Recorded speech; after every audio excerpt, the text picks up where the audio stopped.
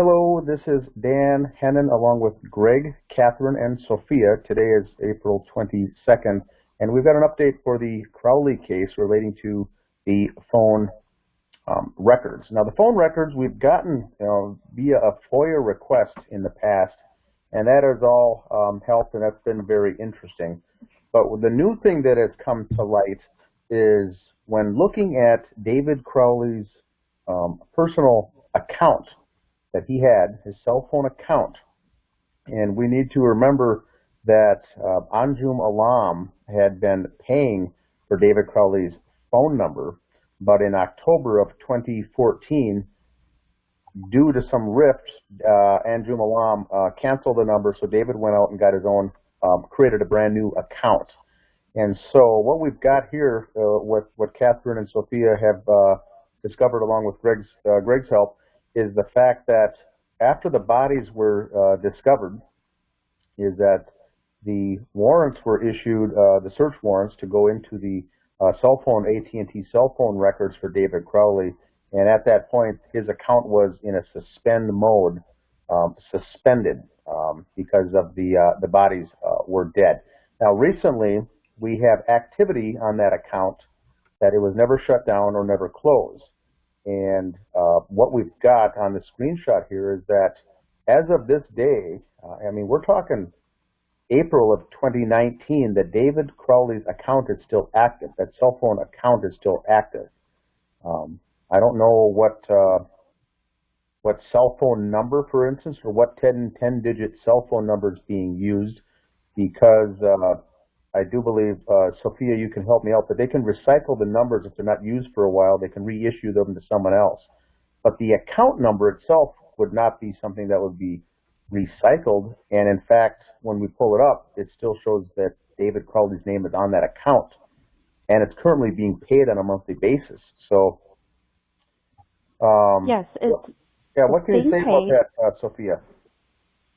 Well, when I went in and talked with one of the reps, he told me that the phone number had been recycled, but the account number was still active. Now, on the 18th, which was Thursday, the account had been suspended on March 21st, 2019. And it was suspended for non-payment. But when I went back to a different store on April 19th on Friday, the account had been paid and it was active again. And he pulled up a screen where it showed payments all the way for the past year, back to March 2018. That was as far back as he could go in the store. And I mean, it's kind of important to find out why his account is still active and who has two phone lines on that account. Why do they still have them? Who is making the payments? And I mean, it's still active because as of the 19th, it was still active. Yeah, because that's a lot of money to put into an account, $184 every month for 4 years. Mm-hmm. That's a lot. Absolutely. It adds up. Mm-hmm. And needless to say, I was kind of shocked when I came across that information. I was not expecting that answer. I had gone in because of codes that we were researching. All four of us were researching, and just questions in regards to those codes, and come to find out that the account was still active and being used. That was just a little shocking, to say the least. Yeah, when you called and told me that, it's like I sent Dan an email right away, and I'm like, we need to talk. It's like, what's going on here? Okay, this is not right. Something's off with this. And that's and you mentioned $184 per month. If that was active this whole time, 4 years, that's 48 months. That total is $8,832 that that someone is using, unless it's just a random person that created an account called David Crowley. I don't buy that. But no. And like I said, it's not going to be recycled. Do you think that that account went dormant for some time after the killings and then someone just reactivated? But if they did, why would they use the name David Crowley? Well, and again, like you said, Dan, it is the same exact account number, so they're not going to recycle an account. Yeah, the old phone number pulled up with his name, but that account number is absolutely the same. It wouldn't change. It wouldn't be recycled, but it's all there. And when I've been searching the phone numbers, the 4890 comes up, and even on anybody can do a Google search on that and pops up as David Crowley. And then when I pull up Kamel's phone number with the 0072, it says nothing can be found. So I found that interesting. Yeah, and it shows if you look onto even the subscriber financial liability for AT&T, and it does show the date here, customer since 10/21/2014. This is when David Crowley called AT&T and set up his own account to get his own cell phone number after Mr. Alam canceled his.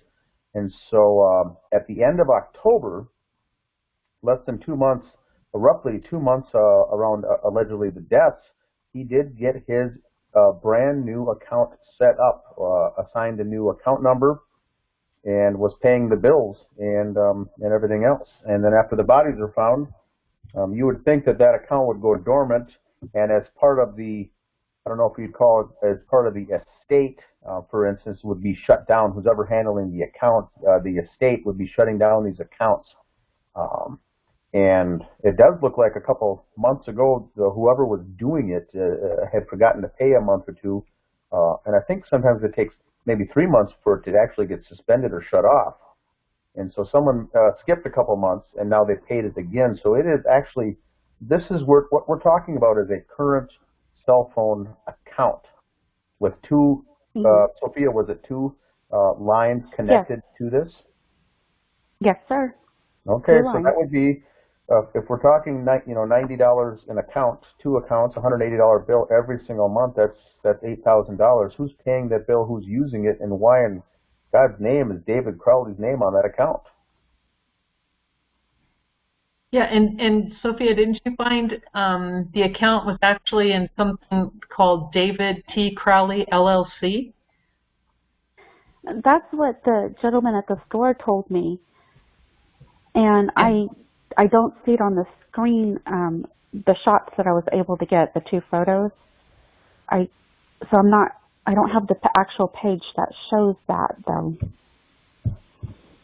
But I mean, that's okay because, you had verbal proof, or someone verbally spoke to you and said that this account is registered under a David Crowley LLC. Yes. Not a Dan, not anything like that, but David, correct? Yes, it had David's name, and it still has David's name with the LLC after it. And one thing to note here for this episode, we know that Mr. Alam also gave the cars to Kamel, and then David got one or Kamel, and they ended up changing the ownership.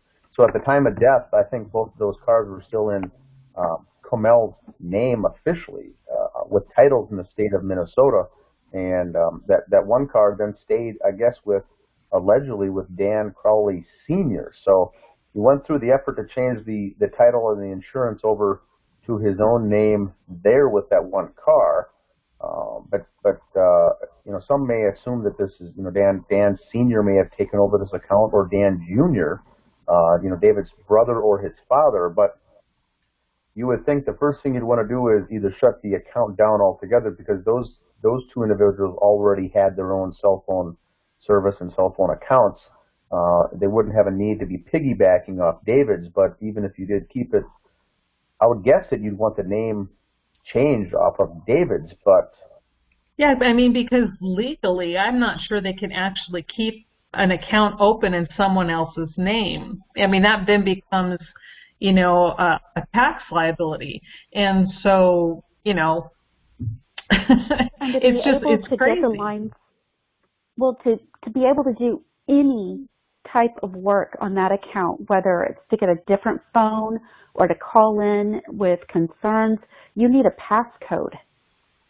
You cannot get anywhere, whether on the phone or if you go into the store. They look up they look up the account. They can give you information in regards to who has that account, but that's it. You can't go any further. So if I was to go in and say, I would like to pay this bill, I don't have a passcode. Is there a mailing address on that account? Did they show you a mailing address? No. So they're probably getting he couldn't get into it. Paperless bills, so it must be going to a email address. The monthly bill. Yeah, and it's right there. It's like David is financially responsible, but the contact email is Kamel.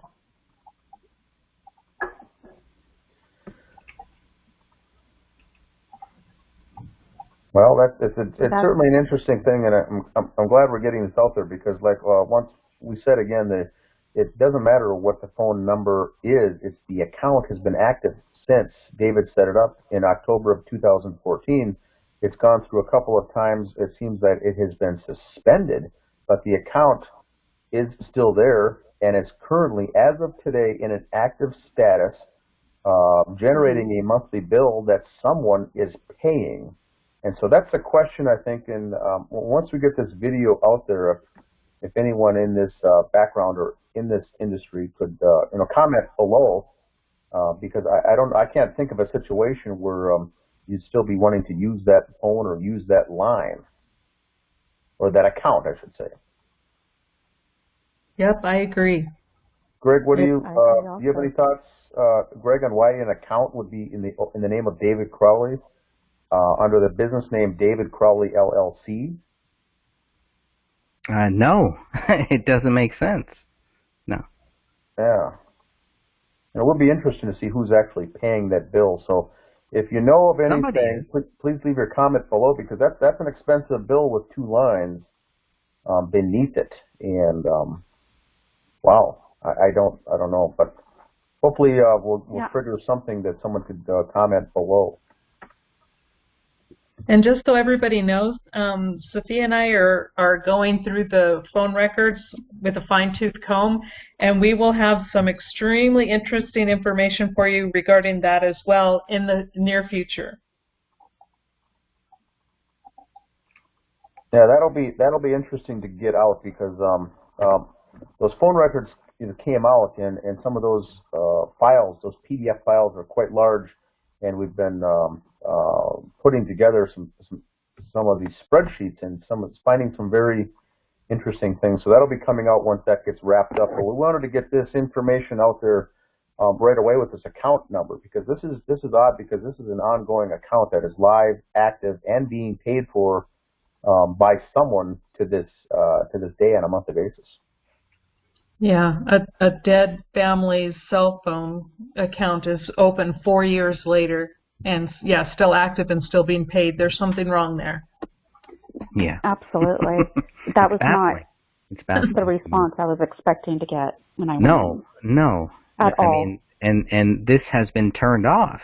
So it was turned off at least by 2/18/2015, according to this file right here, and then all of a sudden the bill is paid, and I mean, look at where the bill is paid to. This is where they're billing it. You would have to live here in order to change that billing address. I don't understand. You would have to have his personal information to be able to get that account started back up again. So if it's not David, who is doing it? Is it fraud? You have to ask that question. This person is dead. His account is active. What's going on? This account shouldn't. I don't see any reason why this account should be active at all. Yeah, and those for watching on the screen there, it's an account that ends in a 247. That is the actual account number at AT&T, and the owner of that account is David Crowley. So I would agree with Sophia that this seems to be something fraudulent in in some sort. Very strange would be the low end of things. It could be fraudulent. Yes. Who knows? Yes, it was not the answer I was expecting. It was not the response, but it was still active. You can imagine my shock. Poor guy. But, yeah. All right, well, that's all that... something that needs to be looked in. That's all that I had. Did you have anything else, Catherine, to mention, or Greg, or Sophia? No. No, I just want to reiterate what you have already stated and hope everyone understands the point we are making is that the account of a dead family is active and still being paid. Who's doing it? Is it fraud? Is it the family who's kept it open but has decided, which I don't see how they legally do it, but it's something to seriously think about. This family died 4 years later, their accounts are still being paid, and it is still open, which should not be. So like Dan said, if anyone out there has any good explanation for this, please let us know. Very good. Thank you, Catherine. All right, so please leave your comments below with any suggestions, and we'll get this posted out there on YouTube, and feel free to share it. Thank you for listening.